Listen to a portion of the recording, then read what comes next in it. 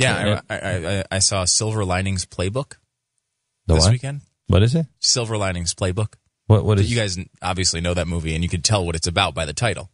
Silver Linings? Silver Linings Playbook. Mm-hmm. No. It sounds like Not some really. sort of weird porn thing, maybe. I don't know. Silver Linings I think you just Playbook. might be thinking of porn, because that doesn't sound anything like a porn. No, what is the? What is there? There's this place. Is it here? I was driving by.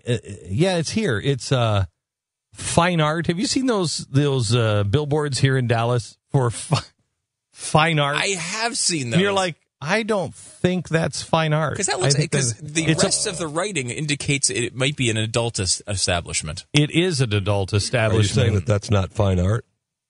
No, it's definitely not fine art. No. Yeah, but but that's really good. But thank you for sharing that with us. Definitely not fine art. It sounds like one of those things where you're trying to make it sound like it's all fancy. Well, yeah, to me it sounds like nothing, which is why I don't think the movie's going to do well, because you have no idea what it's about.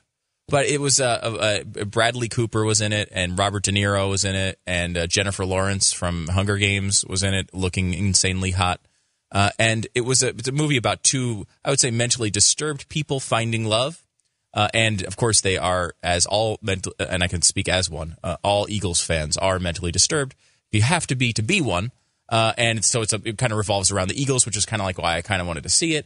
But that was very good. It was a really good little a mentally disturbed Philadelphia Eagles love story. Yes. That sounds like it has widespread appeal to it. Right up my alley. And then if you name it something that does not describe it in any way, then you're really going to have a hit. No, now you're making over $37 for the weekend. After you've described this movie, I think it's better to have it not describe anything in the movie. Maybe that was the plan. Yeah. Well, no, it was this guy who gets out of a bad relationship and goes into catches his wife cheating, gets into this sort of like dark spiral, and finally gets out of the mental hospital. And then finds love with someone else who pretty much should be in a mental hospital as well.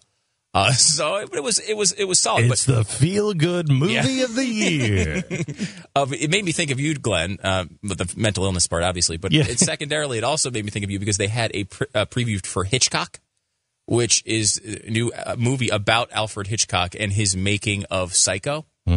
Which I guess apparently the studios didn't want to touch. They didn't want anything to do with it, even after he had a million successes. They didn't want anything to do with it, and he basically wrote all the checks for this movie and almost wrote himself into bankruptcy. And I guess, I don't know if he had an affair or he may have, or was close to having an affair with the star of the movie. Tippi Hedren? I guess, yeah. Or was she was the Birds. Psycho was... Oh, Psycho was... somebody else. What's her name? Curtis, Jamie Lee Curtis's mom. Right, yeah. No, yeah. Anyway, I don't think I don't think he ever had an affair with the co-stars. He was in love with all of the co-stars. Like he was in an obsessive sort of way, almost. Yeah, right? he was really kind of a sad figure. He was he had very, very low self-esteem. Very low self-esteem. I mean, you know, when your profile is your calling card and your profile is a big fat guy with giant lips. Yeah. I mean, you're like, I'm pretty ugly. I'm pretty ugly in just a pencil line drawing. Yeah, he seemed to be wildly aware of... He was, of what he looked like. And in a world where everybody was obsessed with looks, and he was wildly talented and kind of a sad figure. But anyway. We should tell people that the reason I say it reminded me of Glenn is because you're a huge Hitchcock fan. Yes. You're crazy. And also, obviously, the chin was the other thing that reminded me.